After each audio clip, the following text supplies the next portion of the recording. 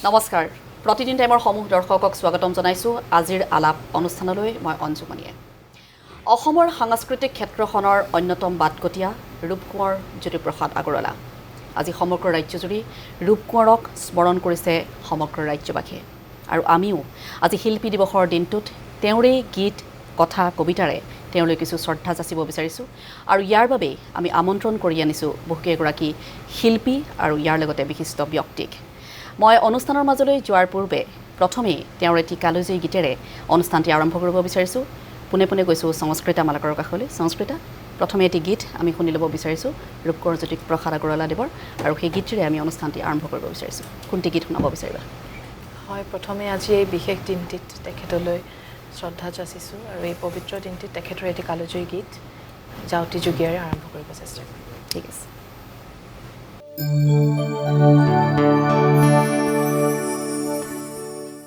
যাওঁতি যুগীয়া ধনে মোৰ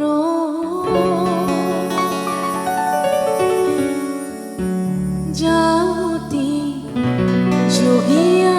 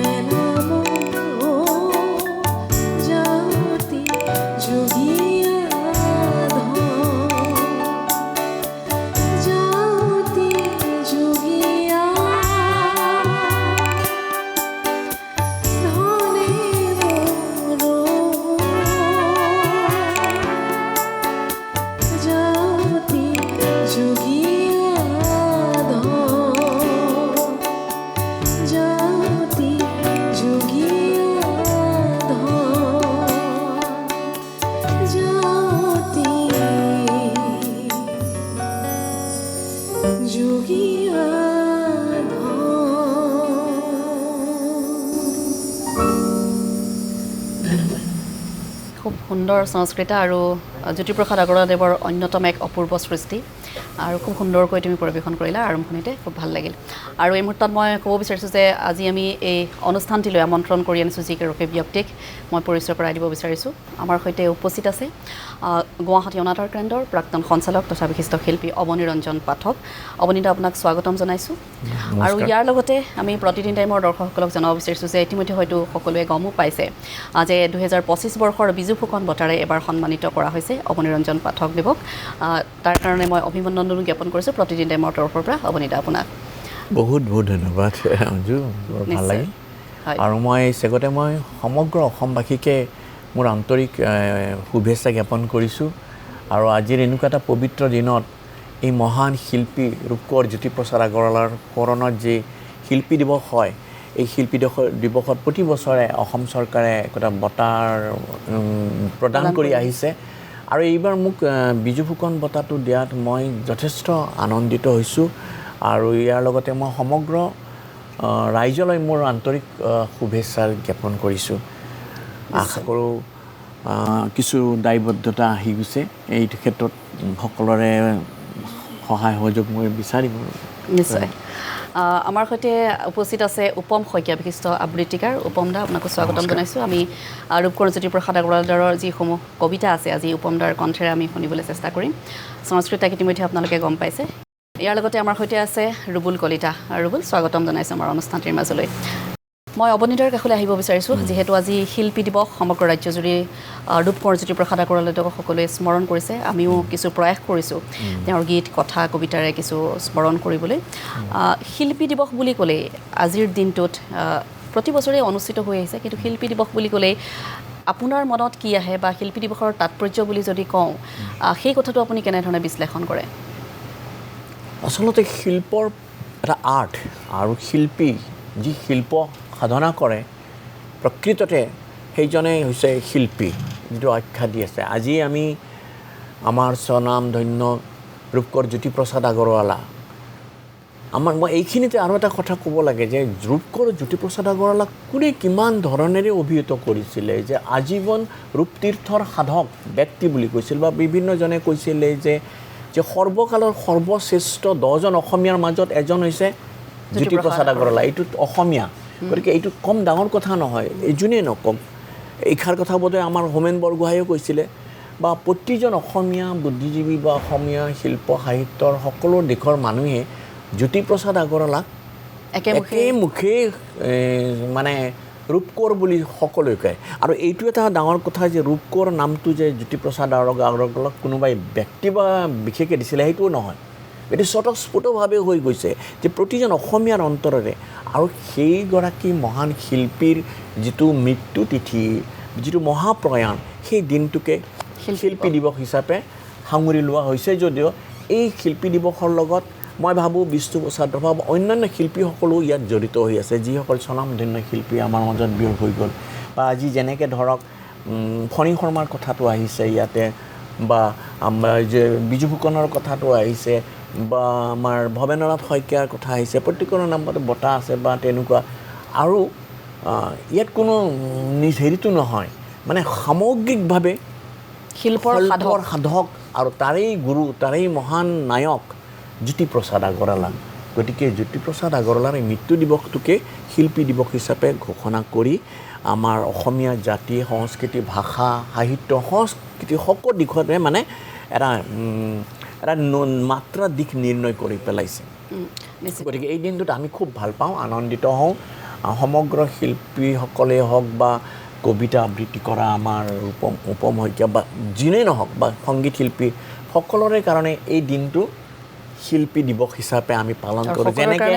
পিতৃ মাতৃৰ দিৱস থাকে যেনেকৈ শিক্ষক দিৱস থাকে আমি তেনেকৈ শিল্পী দিৱসটোক আমি ল'ব লাগে আৰু তেনেকৈ শিল্প সাধকসকলে গতিকে মই সেই হিচাপে তাৎপৰ্যটোক মই বিশ্লেষণ কৰিব বিচাৰোঁ আৰু ইয়াৰ সাহিত্যিক মাধ্যমেৰে গ'লে আৰু কিছু কথা হয়তো ওলাব মই ইয়াৰে সহজতে মই সেই কথাখিনিকে মই কওঁ নিশ্চয় মই উপমদাৰ ওচৰতে আহিব বিচাৰিছোঁ জ্যোতিপ্ৰসাদ আগৰৱালাদেৱ একাধাৰে তেওঁ এজন গীতিকাৰ এজন কবি তেওঁ এজন সাহিত্যিক ইয়াৰ লগতে চলচ্চিত্ৰ পৰিচালক তেওঁ বিভিন্ন ধৰণৰ তেওঁৰ তেওঁৰ বিভিন্ন ধৰণৰ তেওঁৰ গুণ আছিল সেই গুণেৰে তেওঁ জাতিষ্কাৰ হৈ আজিৰ দিনতো আমাক পোহৰ বিলাই আছে জ্যোতি বিয়পাই আছে জ্যোতিপ্ৰসাদ আগৰৱালাই জ্যোতি বিয়পাই আছে আপুনি যিহেতু কবিতাৰ সৈতে জড়িত গতিকে জ্যোতিপ্ৰসাদ আগৰৱালাৰ যিসমূহ কবিতা সেই কবিতাসমূহৰ বিষয়ে আপুনি কি ক'ব বিচাৰিব জ্যোতিপ্ৰসাদ আগৰৱালাৰ কবিতা আচলতে তেখেতৰ শিল্পীৰ পৃথিৱীত তেখেতে নিজেই উল্লেখ কৰি গৈছে তেখেতৰ আমি যদি জ্যোতিপ্ৰসাদ আগৰৱালাক দাদাই বিশ্লেষণ কৰাৰ দৰে যদি আমি জ্যোতিপ্ৰসাদ আগৰৱালাক বিশ্লেষণ কৰোঁ অতীত হৈছে ঐতিহ্য আৰু ভৱিষ্যত হৈছে আমাৰ লক্ষ্য জ্যোতিপ্ৰসাদ আগৰৱালা আমাৰ ঐতিহ্য নহয় কিন্তু জ্যোতিপ্ৰসাদ আগৰৱালা আমাৰ কেৱল ঐতিহ্য নহয় আমাৰ ঐতিহ্য আমাৰ বৰ্তমান আমাৰ ভৱিষ্যত লক্ষ্য সেইকাৰণে কয় শিল্পী তুমি তিনিওকালৰ শিল্পী মই তিনিওকালৰ অতীতৰ বৰ্তমান অনাগত ভৱিষ্যতৰ আৰু তেখেতৰ কবিতাৰ ক্ষেত্ৰত ক'ব গ'লে এই ভৱিষ্যৰ তেখেতে একমাত্ৰ এই শব্দটো ব্যৱহাৰ কৰিছে ভৱিষ্যত পিছত এতিয়া নতুনকৈ ৰচনাৱলীত বাৰু ভৱিষ্যতো গৈ পেলাই ভৱিষ্যতৰ হৈ গ'ল সেইটো পিছৰ কথা তেখেতে সেই কাব্য কবিতাত শব্দ গাঁথনি তেখেতে ব্যৱহাৰ কৰিছে ভৱিষ্যৰ তেখেতে কাঞ্চনজংঘা কবিতাটোত যিখিনি শব্দ গাঁথনি তেখেতৰ শব্দ গাঁথনি কবিতাত আৰু তেখেতে আটাইতকৈ ডাঙৰ কথাটো হৈছিলে মানে তেখেতে সুন্দৰৰ পূজাৰী এইফালে কিন্তু কণ্ঠৰে তেওঁ শব্দৰে অস্ত্ৰ হাতত তুলি লৈছে ৰিভলিউশ্যন যিটো কয় ৰিভলিউশ্যন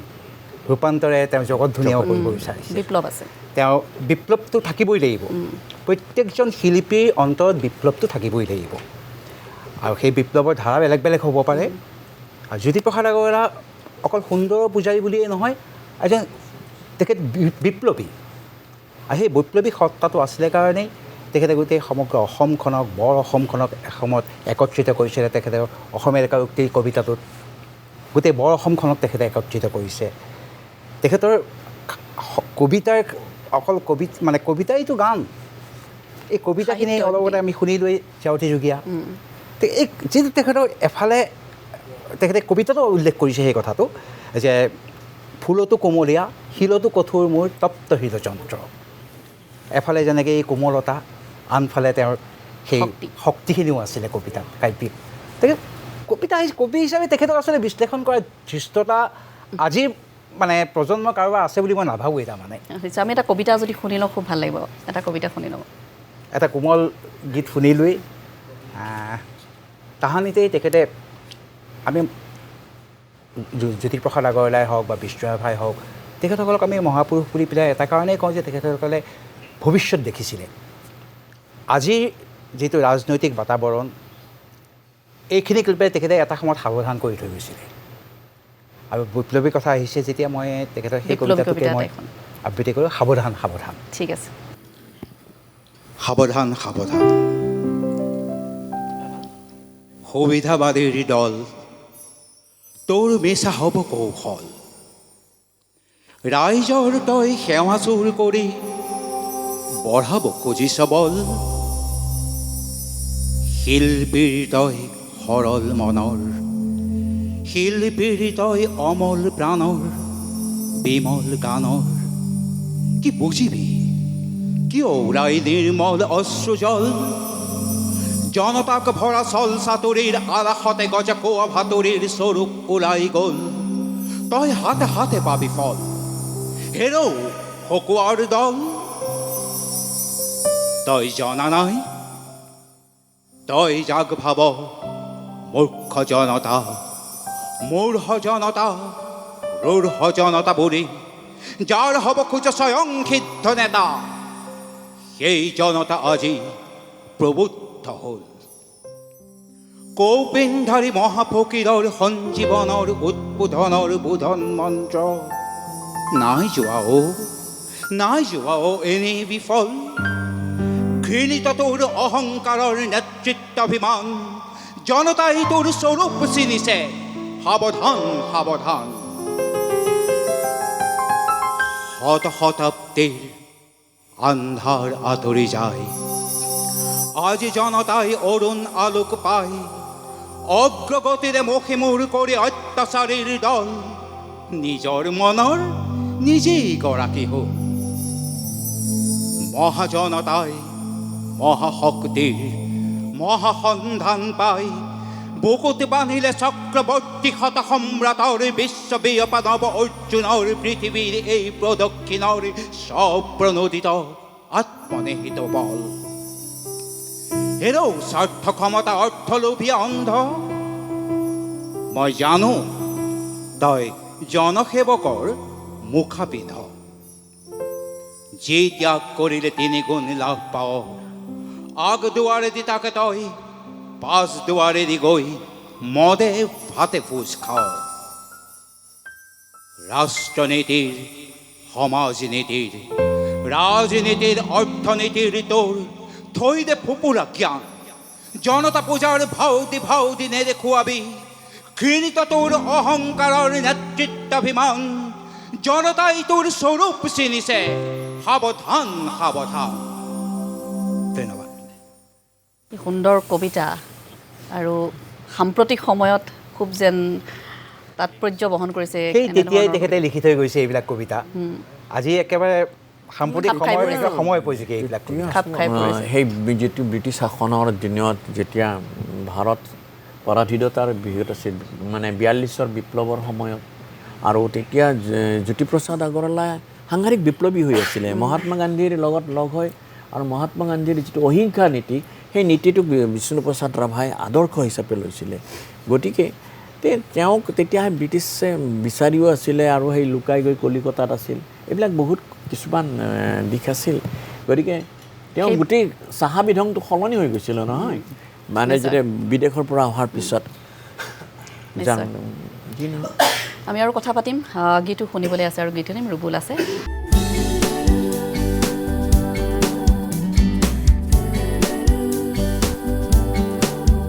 পুনৰ উভতি আহিছোঁ আমাৰ এই বিশেষ অনুষ্ঠান আজিৰ আলাপৰ মাজলৈ আৰু ইতিমধ্যে আপোনালোকে গম পাইছে আজি শিল্পী দিৱস উপলক্ষে ৰূপকৰণ জ্যোতিপ্ৰসাদ আগৰৱালাক স্মৰণ কৰাৰ তেওঁলৈ শ্ৰদ্ধা জনোৱাৰ কিছু চেষ্টা কৰিছোঁ মই পোনে পোনে এবাৰ ৰুবুলৰ ওচৰলৈ যাব বিচাৰিছোঁ ৰুবুল এটি গীত শুনি লওঁ পোনপ্ৰথমে শিল্পীগৰাকীলৈ আন্তৰিক শ্ৰদ্ধা আৰু শ্ৰদ্ধাঞ্জলি জ্ঞাপন কৰিছোঁ আৰু যিটো গীত গাবলৈ ওলাইছোঁ একেই বেপলিক সত্ৰাৰ গীত এটি কিন্তু এই গীতটো আচলতে জ্যোতিপ্ৰসাদ আগৰৱালাৰ গীতৰ তালিকাত পৰে কাৰণ কিয়নো এই গীতটি সুৰকাৰ আছিলে আমাৰ স্বনামধন্য সংগীত পৰিচালক সংগীত শিল্পী শ্ৰী ৰমেন চৌধুৰী ছাৰৰ গতিকে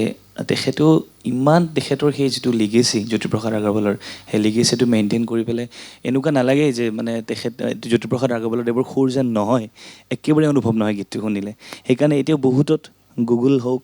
ইউটিউবত হওক এতিয়াও সুৰটো কিন্তু জ্যোতিপ্ৰসাদ আগৰৱালা হৈ আছে এনেবোৰ বস্তু অকণমান ঠিক হ'লে ভাল হয় গতিকে ইমান ধুনীয়া কম্প'জিশ্যন ইমান ধুনীয়া সুৰ গতিকে কোনোবাই যদি ইয়াতে গীত সংকলন বা য'ত যেনেকুৱাকৈ আছে অকণমান শুধৰাই দিলে আমাৰ নতুন প্ৰজন্মৰ কাৰণে সুবিধা হ'ব গতিকে সেই গীতটি গাবলৈ ওলাইছোঁ হয়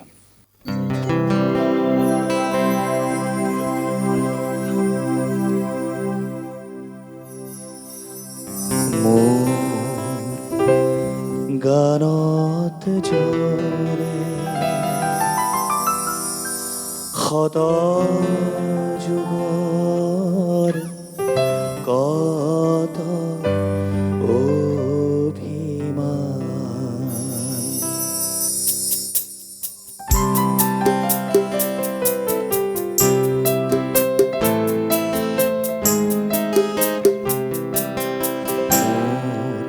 গানত জৰে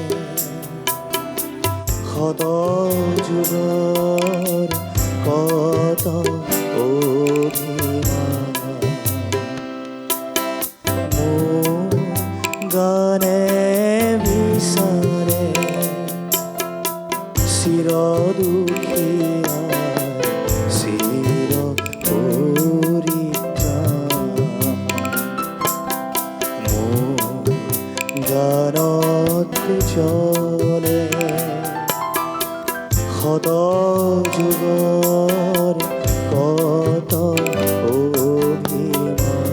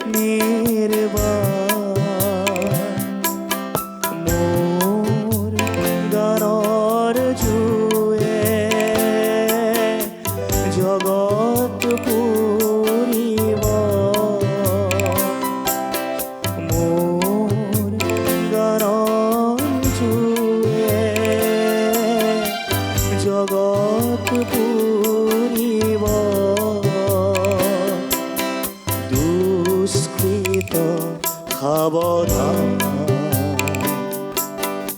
চিৰ দুখীয়াৰ চিৰ পৰিত্ৰাণ গানত ঝৰে সদা যুগৰ কত অভিমান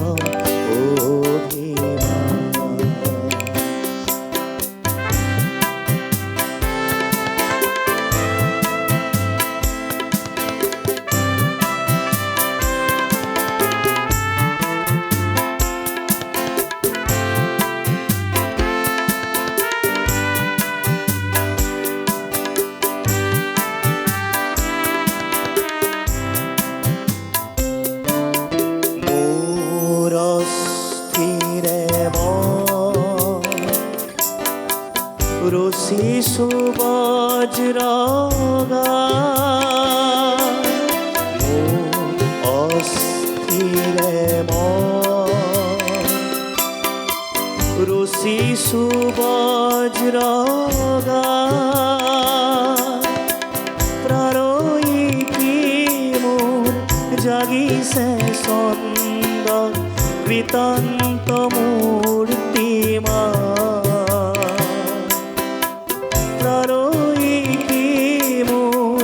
জাগিছে ছন্দ কৃতান্ত মূৰ্তিমান গানেৰে মই বিশ্ব জীৱন কৰি আছো আহ্বান চিৰ দুখীয়াৰ চিৰ পৰিত্ৰাণ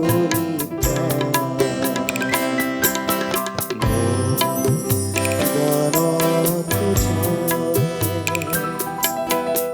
সদ যুগৰ কত অভিমান মোৰ গানে বিচাৰে চিৰ দুখীয়াৰ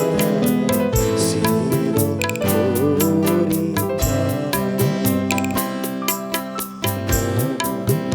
গানত ঝৰে সদা যুগৰ কত অভিমান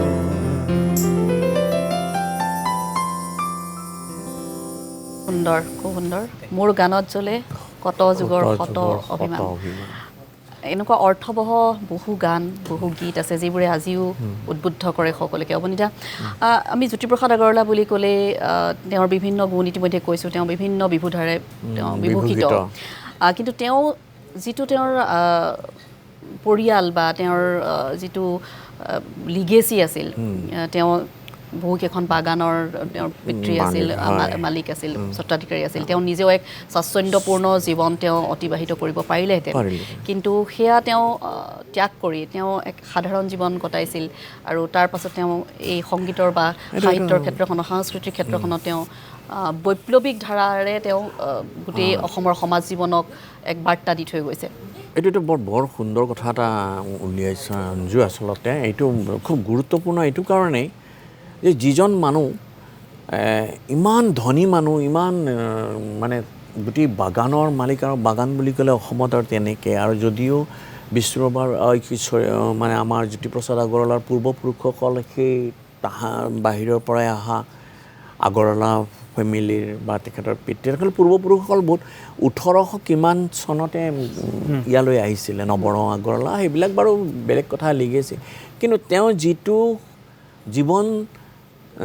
যাপন কৰিব পাৰিলেহেঁতেন কিন্তু সেইবিলাক নকৰি তেওঁ অসমত অসমীয়া মাটি সাহিত্য সংস্কৃতি কাৰণ তেওঁৰ পিতৃ তেওঁৰ বৰদেউতাক চন্দ্ৰকুমাৰ আগৰৱালা পৰমানন্দ আগৰৱালা যিসকল সংগীতৰ লগত জড়িত গতিকে সেই কথাবিলাকো আমি মন কৰিব লাগিব হৰিবিলাস আগৰৱালাৰ কথা মন কৰিব লাগিব সেই কথাবিলাক বাৰু পিছৰ কথা কিন্তু মই এটা কথা মই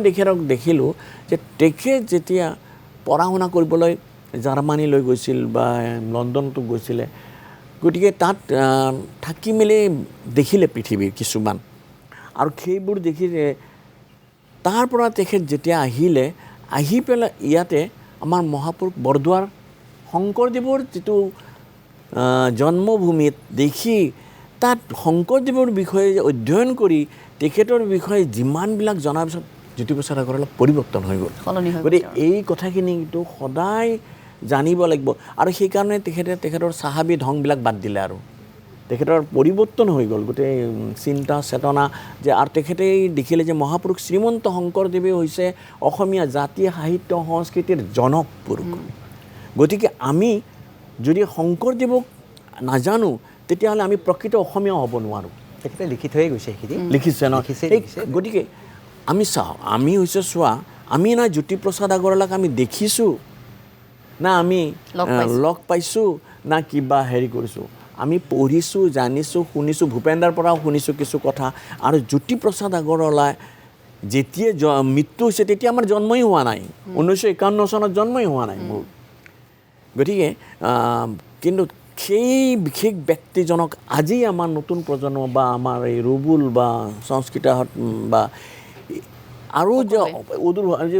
উপমী যিটো ক'লে যে ভৱিষ্যত তেওঁ সৃষ্টি কৰি থৈ গৈছে যেতিয়া এইটো ভৱিষ্যতলৈ আৰু নতুন নতুন ৰূপান্তৰেহে বাট দেখুৱায় গতিকে তেওঁৰ প্ৰতিটো দিশত ৰূপান্তৰ হৈ থাকিব গতিকে সেইবিলাক দিশ গতিকে মহাপুৰুষ আমি জ্যোতিপ্ৰসাদ আগৰৱালাক বৰ সাধাৰণ মহাপুৰুষ বুলি আমি কৈ আছোঁ তেওঁ এজন মহাপুৰুষ চবেই কৈছে মহাপুৰুষ গতিকে তেখেতৰ তুমি যদি ক'লা যে শব্দবিলাক প্ৰতিটো শব্দৰ অৰ্থ তেখেতৰ প্ৰতি কেনেধৰণেৰে তেওঁৰ নাটকতো যদি চাওঁ নাটকৰ যিবিলাক বচন বা নাটকৰ যিখিনি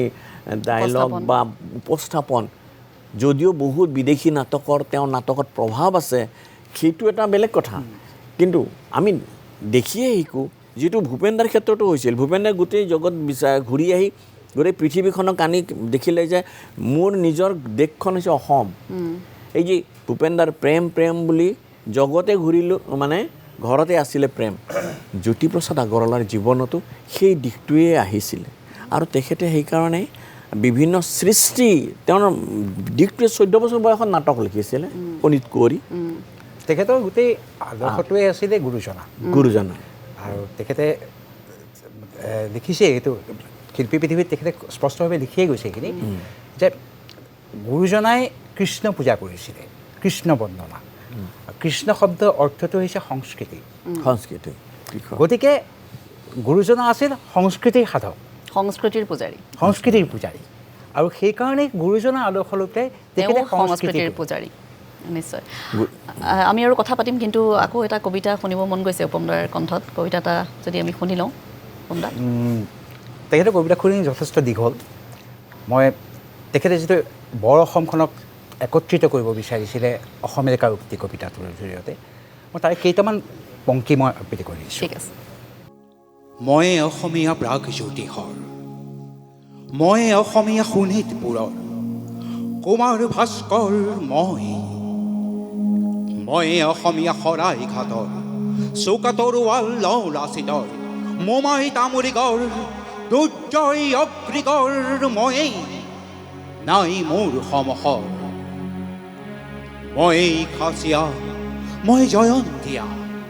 দফলা আবৰ অকা মই সিংফৌ ভৈয়ামৰ মিৰি সোৱন শিৰিয়া ডেকা বিজয়ী আহোম কছাৰী কোচৰ মেচৰ কুমাৰ মই ৰাজবংশী ৰাভা কপালত জ্বলে শত গৌৰৱ আভা মই লালুং চুতীয়া লুচাই মিকিৰি গাৰু মিচিমি খামতি নগা অংগামী বীৰ পৰ্বতে পাহাৰে জ্বলিছে উচ্চ শিৰ সাম্য মৈত্ৰীৰ মই ৰণুৱা চাহ বাগিচাৰ মই বনোৱা ন অসমীয়া মই মনচিঙীয়া থলুৱা নেপালী নৃত্য কুশলী মণিপুৰীয়া মই কত পৰ্বতৰ কত ভৈয়ামৰ শত নিজৰাৰ ধাৰ হিলদোল ভাঙি বৈ আহি আহি বৰলুইততে হৈ যাওঁ একাকাৰ মই হিন্দু মই মুছলমান মই নজোৱান মোৰ ভগৱান মন্দিরে মসজিদে। ভগবান মোর নাম ঘরে ঘরে, অন্তরে বাহিরে। মোর ভগবান নয়ে বনে বনে, আকাশে আসমানে, গীতা কোরআনের বাইবেলের কত গ্রন্থের মই। সকলো ধৰ্মৰ মৰ্ম বুকুত লৈ প্ৰণামী সুময় প্ৰাৰ্থনা নামাজ লোৱা জ্যোতিৰ্ময়। জয় তোমাৰে, জয় তোমাৰে, জয় তোমাৰে জয়। খুব সুন্দৰ। আচলতে বৰ্তমান সময়ত সাম্প্ৰতিক সময়ত অসমীয়া কোন যি প্ৰশ্ন এটা মানুহৰ মনত জ্যোতিপ্ৰসাদৰ এই কবিতাটো পঢ়িলে তাৰমানে বেলেগ আৰু একো নালাগে। বেলেগ একো নালাগে। এই কবিতাটোতে গোটেইখিনি গোটেইখিনি সোমাই আছে। প্ৰকৃততে অসমীয়া কোন সেয়া নিশ্চয় আমি আৰু কথা পাতিম।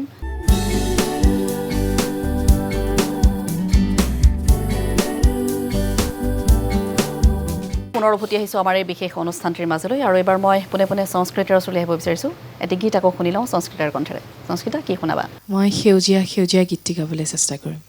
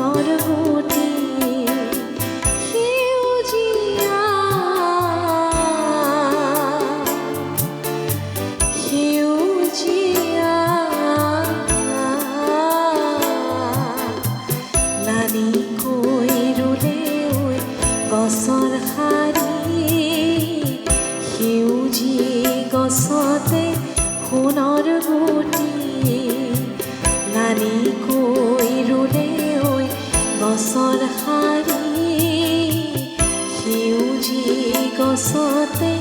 সোণৰ বুটি সেউজীয়া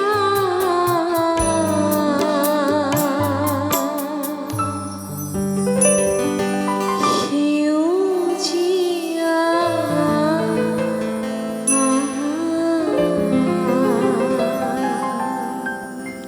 মিঠা গানটো খুব সুন্দৰ ইমান মিঠা একদম গীতটি সাংঘাতিক ধৰণৰ মিঠা আৰু সংস্কৃতাই খুব ধুনীয়াকৈ গাইছা খুব ভাল লাগিলে অৱনীদা মই আপোনাৰ কাষলৈ আহিছোঁ জ্যোতি সংগীত বিভিন্নজনে পৰিৱেশন কৰিছে বা বিভিন্নজনে গাইছে আমি এই ক্ষেত্ৰত দিলীপ শৰ্মাদেৱৰ কথা ক'ব পাৰোঁ দিলীপ শৰ্মাদেৱে তেওঁ জ্যোতি সংগীতসমূহ গাইছিল তেওঁৰ সৈতে জ্যোতিপ্ৰসাদ আগৰৱালাৰ কেনে ধৰণৰ সংযোগ কিবা সংযোগ আছে নেকি আমি এটা সময়ত জ্যোতি সংগীত গোৱা বুলি ক'লে আমি দুজন মানুহ খুব জানিছিলোঁ সেইজন হৈছে দিলীপ শৰ্মা সুদক্ষিণা শৰ্মা সুদক্ষিণা বাইদেউ আৰু দিলীপ শৰ্মা দুইজনে ৰেডিঅ'টো গাইছিলে আৰু মানে জ্যোতি সংগীতৰ বিষয়ে চিন্তা চৰ্চা কৰা বা গোৱা আমাৰ ডিব্ৰুগড়ত ভৰত বৰপূজাৰী নিৰ্মল চক্ৰৱৰ্তী তেওঁলোকে যথেষ্ট হেৰি কৰিছিল আৰু এটা সময়ত মই আচ্ছা এইখিনিতে তুমি ক'লা দিলীপ শৰ্মাই কেনে এটা কথা দিলীপ শৰ্মা সেইটো সময়ত কলিকতাত আছিল কলিকতাত তাৰমানে দীননাথ শৰ্মা আছিলে তেওঁৰ পিতৃ আবাহন আলোচনীখনৰ সম্পাদক আৰু সেই সময়ত যিটো আন্দোলনৰ মানে হৈছিলে দ্বিতীয় বিশ্বযুদ্ধৰ মানে পিছত মানে আমাৰ যিটো 42ৰ আন্দোলন বা 43ৰ সেই সময়ত জ্যোতিপ্ৰসাদ আগৰৱালাই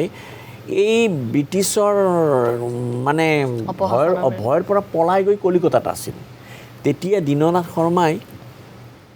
তেওঁৰ ল'ৰা দিলীপ শৰ্মাক কৈছিল দিলীপ শৰ্মা তেতিয়া কলেজৰ ছাত্ৰ তাতে কলিকতাত কৈছিল যে হেৰি আহিছে জ্যোতিপ্ৰসাদ আগৰৱালা আহিছে তুমি তেওঁৰ পৰা এটা গান শিকি লোৱা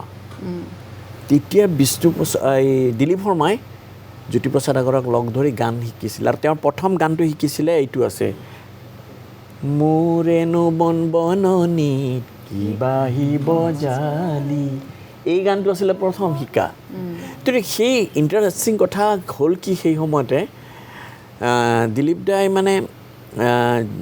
গান শিকি থকাৰ মুহূৰ্ততে কলিকতা অনাতাঁৰ কেন্দ্ৰৰ পৰা তেওঁলোকে কণ্ঠ পৰীক্ষাৰ কাৰণে হেৰি আহিলে কলিং লেটাৰ আহিল তেতিয়াতো গান গাবলৈ একো নাই এই জ্যোতিপ্ৰসাদ আগৰৱালাক ক'লে আৰু এইটো গান আছে তেতিয়া দিলীপ শৰ্মাই কৈছে আৰু এটা গান এটা লাগিছিলে তেতিয়া জ্যোতিপ্ৰসাদ আগৰৱালাই কৈছে তুমি ভজন কিবা জানা নেকি দিয়া ভজন এটা হিন্দী ভজন দিয়া সেইটো জ্যোতিপ্ৰসাদ আগৰৱালাই অসমীয়া অনুবাদ কৰি দিছিলে সেই গান দুটা গাই দিলীপ শৰ্মাই ৰেডিঅ'ত মানে পাছ কৰিছিলে কণ্ঠ পৰীক্ষা দি তেনেকুৱা সেইটো প্ৰথম লগ পোৱা আৰু মই জনাত আৰু দিলীপ শৰ্মাই জ্যোতিপ্ৰসাদ আগৰৱালাক তেতিয়া লগ পাইছিল সান্নিধ্য পাইছিলে আৰু তাৰপিছত নাজানো তেখেতে আৰু তাৰপিছত পৰা তেখেতে আৰু জ্যোতি সংগীতৰ পৰা একাধাৰে এটা সাধনাত লাগি গ'ল আৰু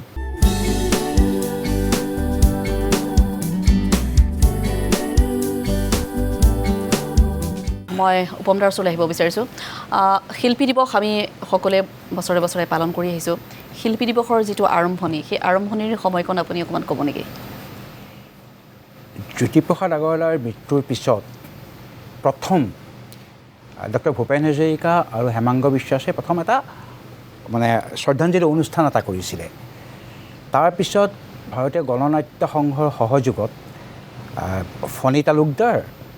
আৰু সুৰেন্দ্ৰনাথ দত্ত তেওঁলোক দুজনে জ্যোতি দিৱস হিচাপে মানে তেওঁলোকৰ উদ্যোগত ভাৰতীয় গণনাট্য সংঘই জ্যোতি দিৱস হিচাপে উদযাপন কৰা আৰম্ভ কৰিলে 3 বছৰমান কৰিলে ঠিক তেনেতে এদিন এবাৰ এই 17 জানুৱাৰীৰ দিনাই ভূপেন হাজৰিকা উজনি অসমৰ পৰা অনুষ্ঠান কৰি ঘূৰি আহিছে তাৰপিছত হেৰিত এইখিনি খুব সম্ভৱ জেগাখিনি নুমলীগড়ৰ ওচৰত বুলি কৈছিলে তাতে চাহ খাবলৈ সোমাওঁতে সেইখিনি সময়ত শিক্ষামন্ত্ৰী আছিলে হিতেশ্বৰ শইকীয়া বহি আছে ভূপেন হাজৰিকাক দেখি পেলাই মাত লগালে ক'ৰ পৰা আহিলে সুধিলে ভূপেন হাজৰিকাই তেতিয়া হিতেশ্বৰ শইকীয়াই ক'লে যে আজিৰ দিনটো চৰকাৰে শিল্পী দিৱস হিচাপে কিয় আয়োজন মানে পালন নকৰে আমিতো এতিয়া জ্যোতি দিৱস হিচাপে কৰি আছোঁ শিল্পী অকল জ্যোতি দিৱস নহয় শিল্পী দিৱস হিচাপে কৰক হিতেশ্বৰ শইকীয়াই ক'লে ঠিক আছে মই কথাটো আলোচনা কৰিম তাৰ গুৱাহাটীলৈ আহি পেলাই কেবিনেটত ডিচিশ্যন লৈ তাৰ পিছৰ বছৰৰ পৰা অসম চৰকাৰে শিল্পী দিৱস হিচাপে ঘোষণা কৰিলে 17 জানুৱাৰীৰ দিনটো। আৰু তেতিয়াৰ পৰাই তাৰপিছত 17 জুনটো তেজপুৰৰ জ্যোতি ভাৰতীয়ে 17 জুনটোক জ্যোতি দিৱস হিচাপে কেইবছৰ পালন কৰিলে, কিন্তু মানে তেখেতৰ জন্মদিনটোত, কিন্তু সেইটো পিছলৈ বন্ধ হৈ গ'ল, শিল্পী দিৱসটো থাকি গ'ল। আৰু গতিকে শিল্পী দিৱসতে দাদা অথনি কোৱাৰ নিচিনাকৈ শিল্পী দিৱসতো কিন্তু আমাৰ ভূপেন হাজৰিকাদেৱৰ যথেষ্ট অৰিহণা আছে, অৱদান আছে। গতিকে সেইটোৱে লিগেচি। এজনে ইজনৰ পিছত আনজনক সিজন পুৰুষা ব্যক্তিয়ে আন এজন পুৰুষা ব্যক্তিক ব্যক্তিয়ে মানে লৈ যায়। সমাজলৈ লৈ যোৱাটো সেইটোৱে আচলতে আমাৰ সেইটোৱেই থাকিব লাগে আচলতে। নিশ্চিত প্ৰথম শ্ৰদ্ধাঞ্জলি জনাইছিল এই যে হেৰি নবীন বৰদলৈ হলত ভূপেন হাজৰিকা আৰু হেমাংগ বিশ্বাসে লিড লৈ প্ৰথম। এতিয়া নবীন বৰদলৈ হল বুলি ক'লে হয়তো এওঁলোকে গম নাপাব কোনটো নবীন বৰদলৈ হল। সন্ধিকৈ ছোৱালী মহাবিদ্যালয়ৰ পৰা গৈ ঠিক কোৰ্টৰ সন্মুখত যিটো এতিয়া গুৱাহাটী পৌৰ নিগমৰ এইটো পুথিভঁৰাল, আচ্ছা সেইটো আছিলে নবীন চন্দ্ৰ বৰদলৈ হল। অডিটৰিয়াম আছিল। আমি এটা কবিতা শুনিব আকৌ মন গৈছে, কি শুনাব কবিতা? তেখেতৰ আন এটা কবিতা চিৰবিদ্ৰোহী, মই চিৰবিদ্ৰোহী কবিতাটোকে কৰিছোঁ। ঠিক আছে। ওহাৰ গোলাত গৈ ওচুপিবি নাই, পোহৰতে মাৰ যায়, জানো জানো তাৰ গানো বিফলে নাযায়। ৰূপান্তৰৰ মই যুগান্তৰৰ মই ভাৰতৰ জগতৰ বিদ্ৰোহী বীৰ্য, বিপ্লৱে বিপ্লৱে বিজুলী বজ্ৰহানি ঘোষিত কৰি যাওঁ অকৃতজ্ঞ। ৰূপান্তৰৰ যি যুগান্তৰৰ যি যোগমীয়া সত্য, সিয়েহে গুপ্ত অনিত্য। সেই ব্যক্ত বিজুলীৰে গঢ়ি লওঁ অগ্ৰেয় অস্ত্ৰ। অম্বৰ ফালি চিৰি দিগম্বৰ যোগী মই, যোগে যোগে পিন্ধু মাথো উপযোগী নৱ নৱ যোগ বস্ত্ৰ। মহাকালে নাচে যি সৃষ্টি স্থিতি প্ৰলয়, মধু মৃদু শান্ত প্ৰশান্ত উৎকট তাণ্ডৱ ভংগ। সেই কাল বাজনাৰ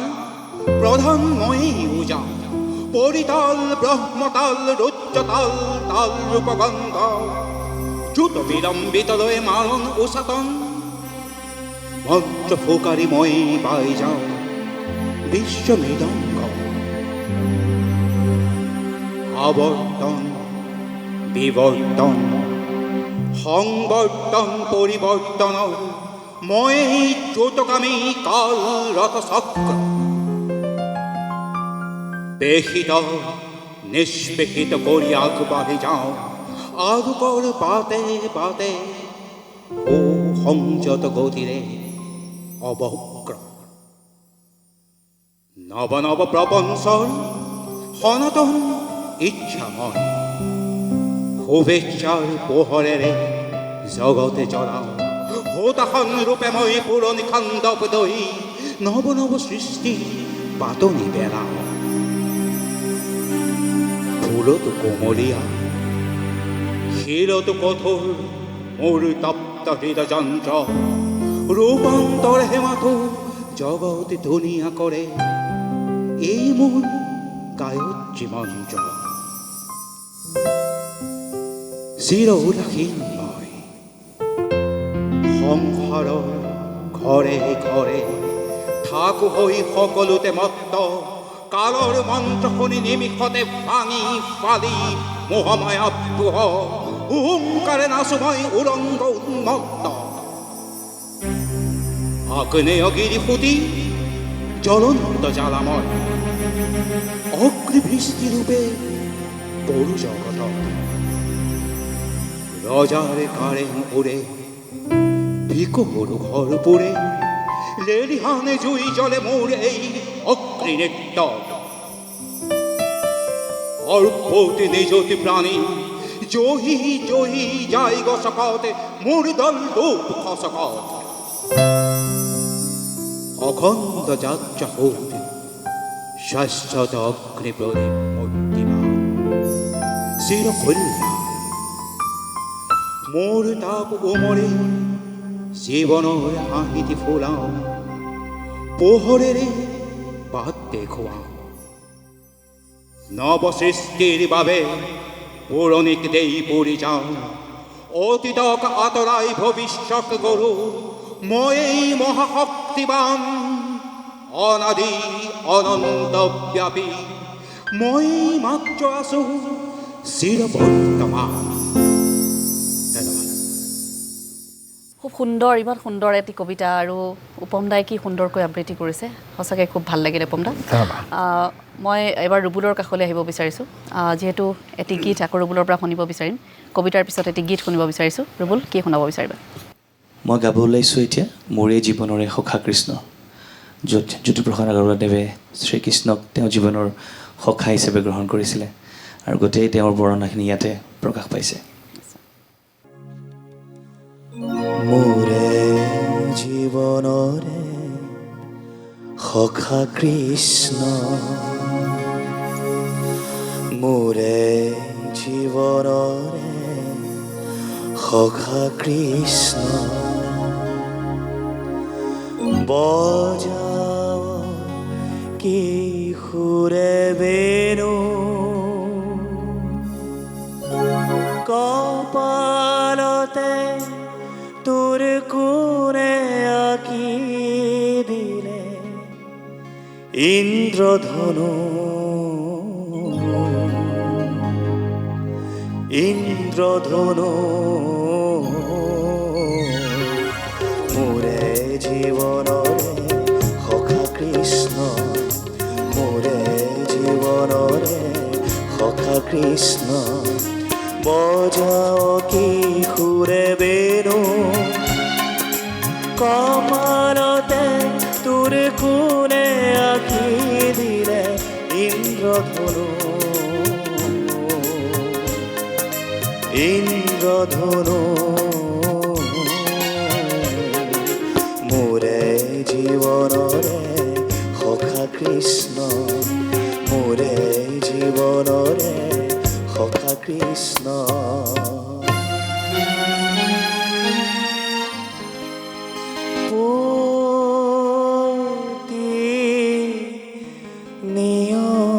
নিয়ৰে খানে চৰণতে শুকুৰা মুকুতা ৰেণু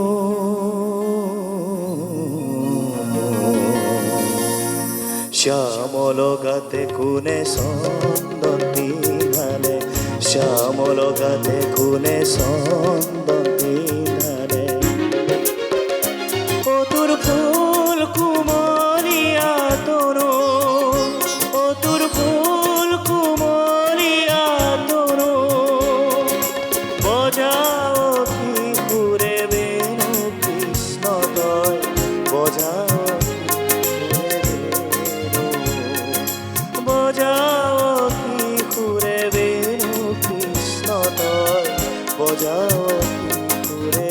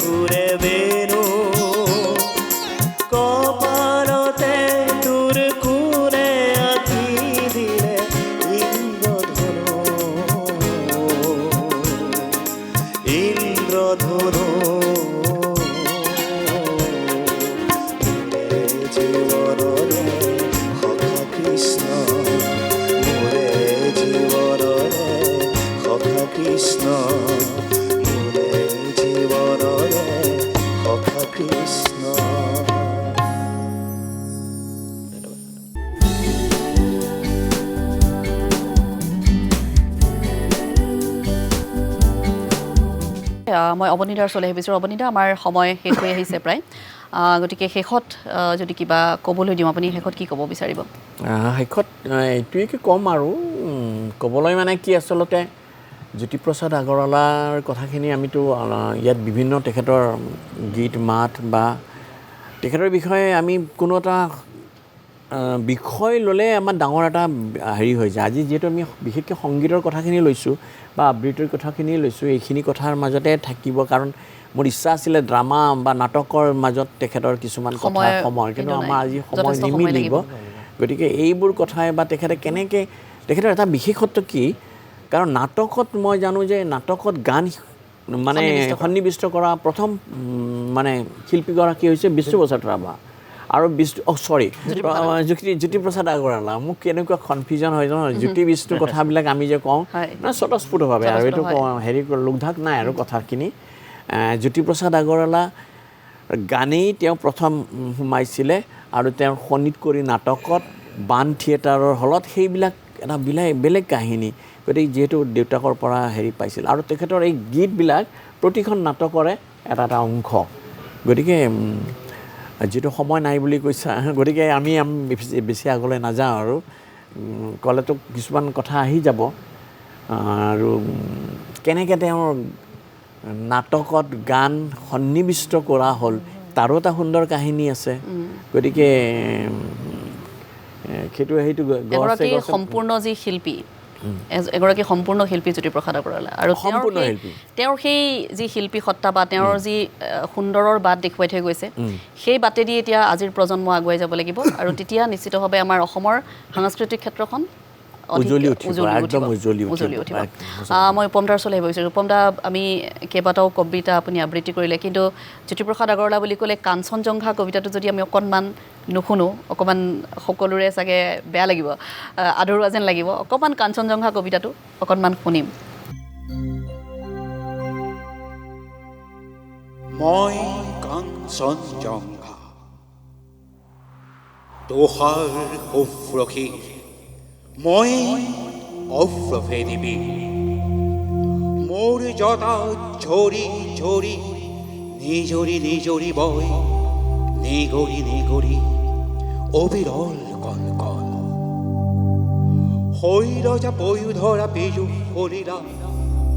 সুৰধৰি গংগা দোক দোক দোক দোক দম্বৰু বাজে দোক দোক দোক দোক দম্বৰু বাজে মোৰে চোতালতে নিজে টম্বক নাচে বাজে উচ্চতাল নাচে মহাকাল অভিনৱ তাণ্ডৱ বিবিধ বিভংগ উৰংগ বিৰংগ মুদ্রাত জ্বলি উঠে সৃষ্টির ইঙ্গিত দম্বরুত বাজি উঠে প্রলয়ের সঙ্গীত নয়নের দৃষ্টিত আলোক বৃষ্টি মানবর কল্পনাতে সেই জ্যোতি প্রপাততে গজি উঠে যুগে যুগে অভিনব কৃষ্টি ঘোর প্রলয়ের তরঙ্গাঘাত জলতে ধর্ষণতে সৃষ্টির বিদ্যুৎ ইঙ্গিত জাগে সৃষ্টির মেঘ রাখে খুগভীর গাজনি গাজে সৃষ্টি সৃষ্টি বলি দুক দুক দুক দুক দম্বরু বাজে সরাসর সৃষ্টি অমৃত সংঘা হুফ্রকে হিময় কাঞ্চনজংঘা দুক দুক দুক কই দম্বরু বাজে রই মহাকালে নাচে দেহি বর্বর তাণ্ডব জাগে যত মহাকাই দৈত্য দানব যক্ষ যক্ষ কত অসুৰৰ সংঘ বিভৎস উল্লাসে নাচে অভংগ পৈশাচী কল্পনাই দেখুৱাই হুতামুতা উৎকত ৰূপ মুক্ত হল সৌন্দৰ্যৰ আদিম স্বৰূপ জৰিল পৃথিৱী জুৰি কাম কণ্ঠিত আঘাততে জনমিল সৌৰ উন্মত্ত ফুটন্ত ছন্দ যঞ্চাবৃত ৰেখনি ৰেখনি উঠে দানবীয় বাজনাৰ ঝংকাৰে গৰ্জে উঠে হুংকাৰ জলে বিহান যজ্ঞ ভুকলালসাৰ অসংযত তামুক তৃষ্ণাৰ তোমাকীৰ্ণ কৰি জীৱনৰ পাৰাবাৰ ক্ষণে ক্ষণে ঘটে মহামা আপুনিয়ে হয় সাৰখাৰ মই কাঞ্চনজংঘা মই কাঞ্চনজংঘা মই কাঞ্চনজংঘা মই কাঞ্চনজংঘা মই কাঞ্চন জংঘা মই কাঞ্চন জংঘা। কি সুন্দৰ কি সুন্দৰ উপম দা একেবাৰে মানে ভাল লাগিল। মন ভৰি গ'ল কবিতাটো শুনি মন ভৰি গ'ল অশেষ ধন্যবাদ। নিশ্চয় আমাৰ সময় শেষ হৈ আহিছে যদিও বা আৰু শুনিবলৈ মন আছিল শেষত মই সংস্কৃতা আৰু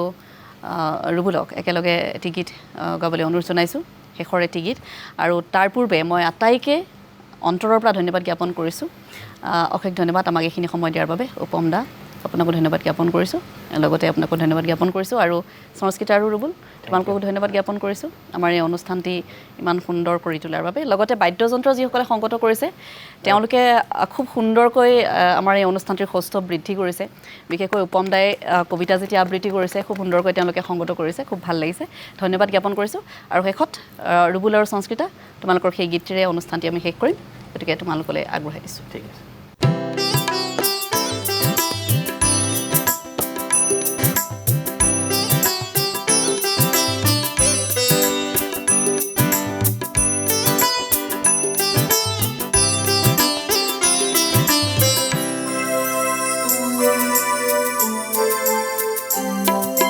দূরে মোরে আলো করে যাত্রা অব্যর্থ অব্যর্থ দূরে মোরে আলো করে যাত্রা অব্যর্থ অব্যর্থ আমি ভালো জীবন অর্থ বিগত স্বাগত স্বাগত তীর্থ স্বাগত স্বাগত তীর্থ দূরে মোরে আলো করে যাত্রা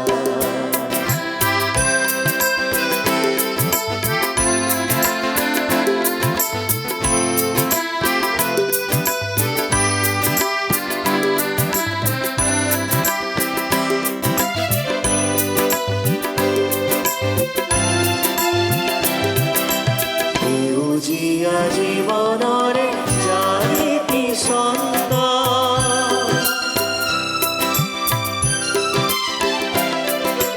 সেউজীয়া জীৱনৰে জাগৃতি ছন্দ আহে আহে জনতাৰ অন্তৰে অন্তৰে আলোক বসন্ত আহে আহে প্ৰচাৰিত